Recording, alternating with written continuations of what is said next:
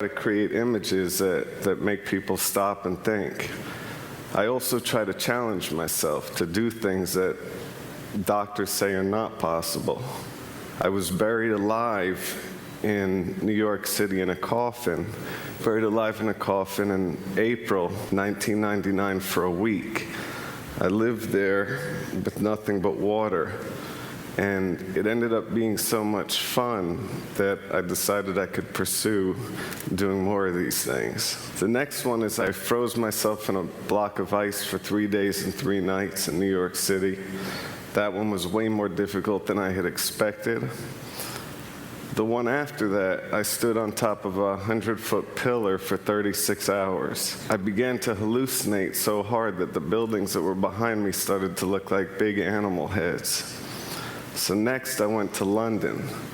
In London I lived in a glass box for 44 days with nothing but water. It was for me one of the most difficult things I'd ever done, but it was also the most beautiful.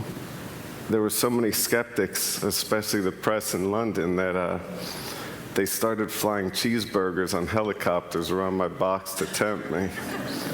So I felt very validated when the New England Journal of Medicine actually used the research for science. My next pursuit was I wanted to see how long I could go without breathing, like how long I could survive with nothing, not even air. I didn't realize that it would become the most amazing journey of my life. As a young magician, I was obsessed with Houdini and his underwater challenges. So I began early on competing against the other kids, seeing how long I could stay underwater while they went up and down to breathe, 5 times while I stayed under on one breath. By the time I was a teenager, I was able to hold my breath for 3 minutes and 30 seconds. I would later find out that was Houdini's personal record. In 1987, I heard of a story about a boy that fell through ice and was trapped under a river. He was underneath not breathing for 45 minutes. When the rescue workers came, they resuscitated him and there was no brain damage. His core temperature had dropped to 77 degrees. As a magician, I think everything is possible. And I think if something is done by one person, it can be done by others. I started to think if the boy could survive without breathing for that long, there must be a way that I could do it. So I met with a top neurosurgeon, and I asked him, how long is it possible to go without breathing? Like, how long could I go without air? And he said to me that anything over 6 minutes, you have a serious risk of hypoxic brain damage. So I took that as a challenge, basically. My first try, I figured that I could do something similar, and I created a water tank, and I filled it with ice and freezing cold water, and I stayed inside of that water tank hoping my core temperature would start to drop. And I was shivering, and my first attempt to hold my breath, I couldn't even last a minute, so I realized that was completely not going to work. So I went to talk to a doctor friend,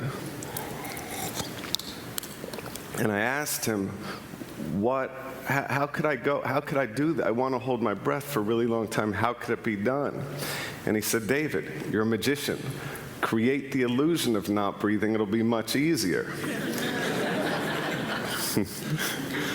So he came up with this idea of creating a rebreather with a CO2 scrubber, which was basically a tube from Home Depot with balloons duct taped to it that he thought we could put inside of me and somehow would be able to circulate the air and rebreathe with this thing in me.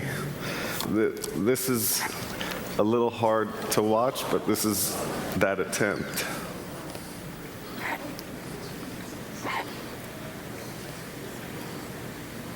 So that clearly wasn't going to work. Then I actually started thinking about liquid breathing. There's a chemical that's called perfluorine, and it's so high in oxygen levels that in theory you could breathe it. So I got my hands on that chemical, filled the sink up with it, and stuck my face in the sink and tried to breathe that in, which is really impossible. It's basically like trying to breathe, as a doctor said, while having an elephant standing on your chest. So that idea disappeared. Then I started thinking, would it be possible to hook up a heart-lung bypass machine and have a surgery where it was a tube going into my artery and then appear to not breathe while they were oxygenating my blood? Which was another insane idea, obviously. Then I thought about the craziest idea of all the ideas. To actually do it. To actually try to hold my breath past the point that doctors would consider you brain dead. So I started researching into pearl divers, because they go down for 4 minutes on one breath. And when I was researching pearl divers, I found the world of free diving. It was the most amazing thing that I ever discovered, pretty much. There's many different aspects to free diving. There's depth records where people go as deep as they can, and then there's static apnea. That's holding your breath as long as you can in one place without moving. That was the one that I studied. The first thing that I learned is when you're holding your breath, you should never move at all. That wastes energy, and that depletes oxygen, and it builds up CO2 in your blood. So I learned never to move, and I learned how to slow my heart rate down. I had to remain perfectly still and just relax and think that I wasn't in my body and just control that. And then I learned how to purge. Purging is basically hyperventilating. You blow in and out. You do that, you get lightheaded, you get tingling, and you're really ridding your body of CO2. So when you hold your breath, it's infinitely easier. Then I learned that you have to take a huge breath, and you just hold and relax and never let any air out, and just hold and relax through all the pain. Every morning, and this is for months, I would wake up, and the first thing that I would do is I would hold my breath out of 52 minutes, I would hold my breath for 44 minutes. So basically what that means is I would purge, I'd breathe really hard for a minute, and then I would hold immediately after for 5.5 minutes. Then I would breathe again for a minute, purging as hard as I can, then immediately after I would hold again for 5.5 minutes. I would repeat this process 8 times in a row. Out of 52 minutes, you're only breathing for 8 minutes. At the end of that, you're completely fried. Your brain, you feel like you're walking around in a daze and you have these awful headaches.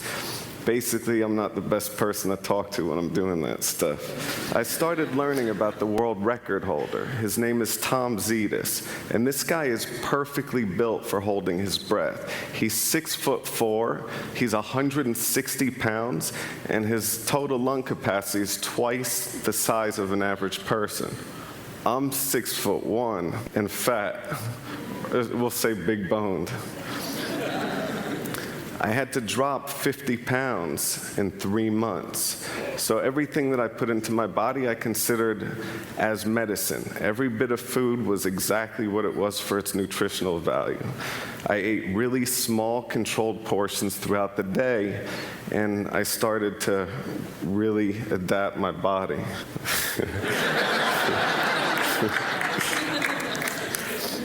The thinner I was, the longer I was able to hold my breath, and by eating so well and training so hard, my resting heart rate dropped to 38 beats per minute, which is lower than most Olympic athletes. In 4 months of training, I was able to hold my breath for over 7 minutes. I wanted to try holding my breath everywhere. I wanted to try it in the most extreme situations to see if I could slow my heart rate down under duress. I decided that I was going to break the world record live on primetime television. The world record was 8 minutes and 58 seconds, held by Tom Zetas, that guy with the whale lungs I told you about. I assumed that I could put a water tank at Lincoln Center and if I stayed there a week not eating, I would get comfortable in that situation and I would slow my metabolism, which I was sure would help me hold my breath longer than I had been able to do it.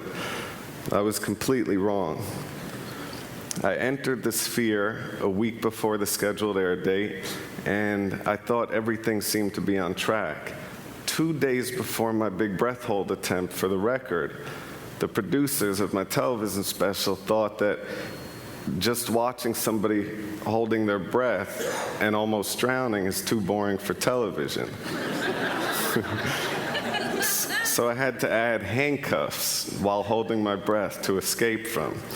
This was a critical mistake. Because of the movement, I was wasting oxygen, and by 7 minutes I had gone into these awful convulsions. By 7:08, I started to black out, and by 7 minutes and 30 seconds, they had to pull my body out and bring me back.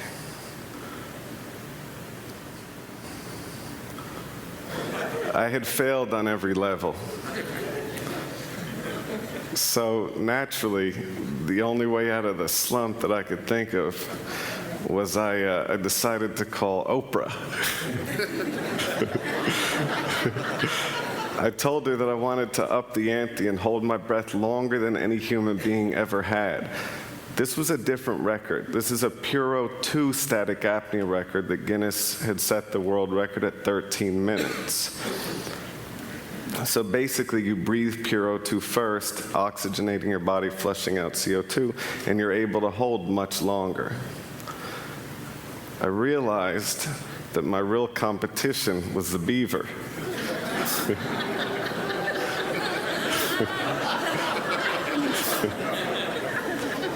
In January of '08, Oprah gave me 4 months to prepare and train.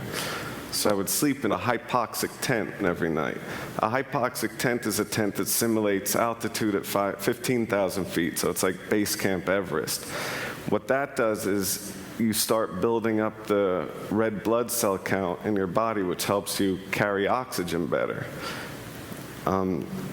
Every morning again, after getting out of that tent, your brain is completely wiped out. My first attempt on Puro 2, I was able to go up to 15 minutes. So it was a pretty big success. The neurosurgeon pulled me out of the water because in his mind at 15 minutes, your brain is done. You're brain dead. So he pulled me up and I was fine. There was one person there that was definitely not impressed. It was my ex-girlfriend. While I was breaking the record underwater for the first time, she was sifting through my BlackBerry, checking all my messages. My brother had a picture of it. So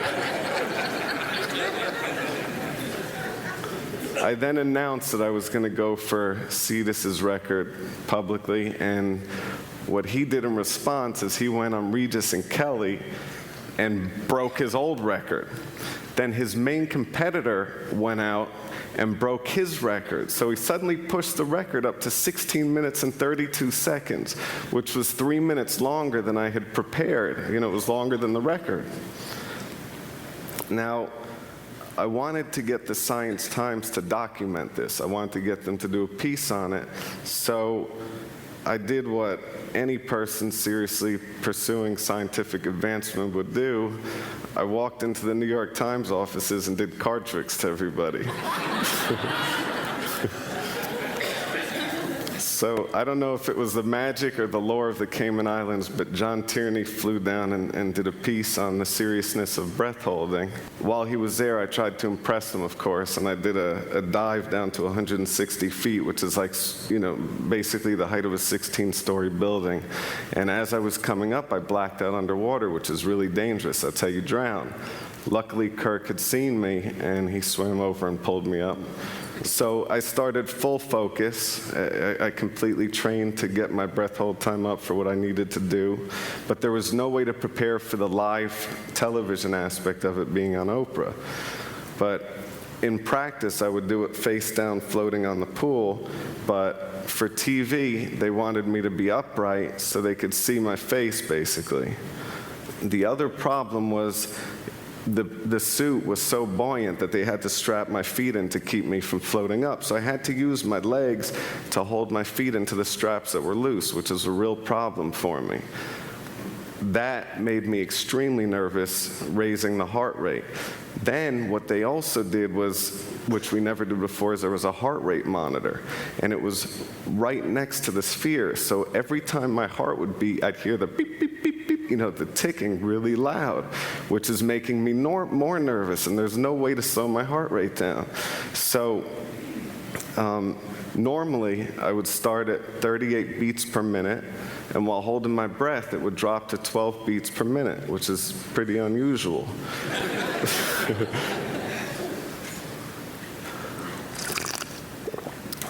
This time it started at 120 beats, and it never went down. I spent the first 5 minutes underwater desperately trying to slow my heart rate down. I was just sitting there thinking, I've got to slow this down, I'm going to fail.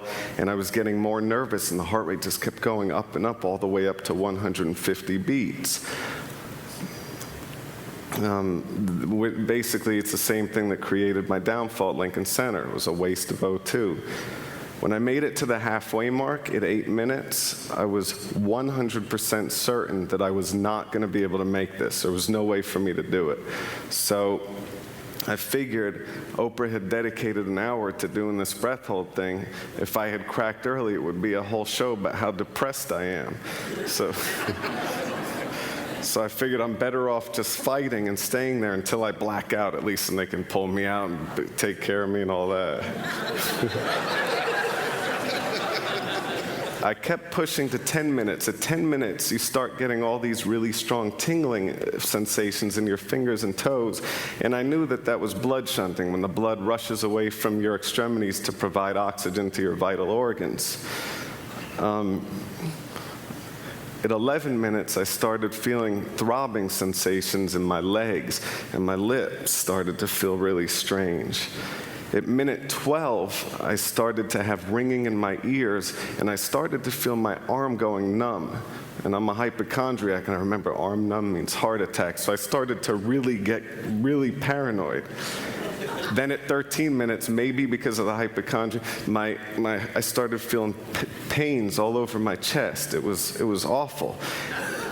At 14 minutes, I had these awful contractions, like this urge to breathe.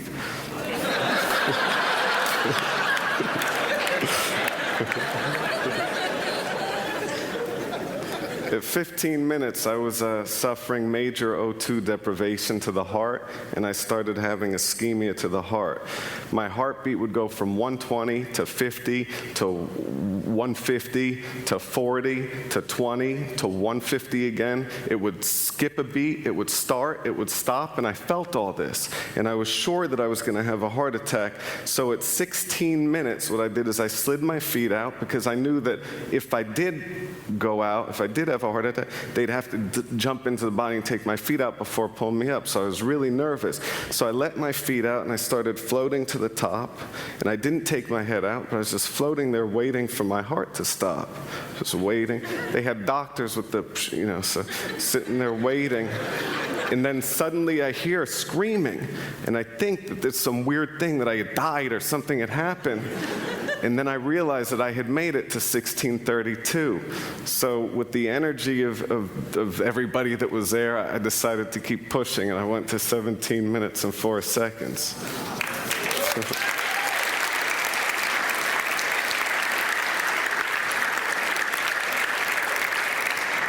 As though that wasn't enough, what I did immediately after is I went to Quest Labs and had them take every blood sample that they could to test for everything and to see where my levels were so the doctors could use it once again. I also didn't want anybody to question it. I had the world record, and I wanted to make sure it was legitimate. So I get to New York City the next day, and this kid walks up to me. I'm walking out of the Apple store. This kid walks up to me. He's like, "Yo, D." I'm like, "Yeah?" He said, "If you really held your breath that long, why'd you come out of the water dry?" I was like, "What?" And that's my life. So, but As a magician, I try to show things to people that seem impossible. And I think magic, whether I'm holding my breath or shuffling a deck of cards, is pretty simple. It's practice, it's training, and it's practice, it's training, and experimenting.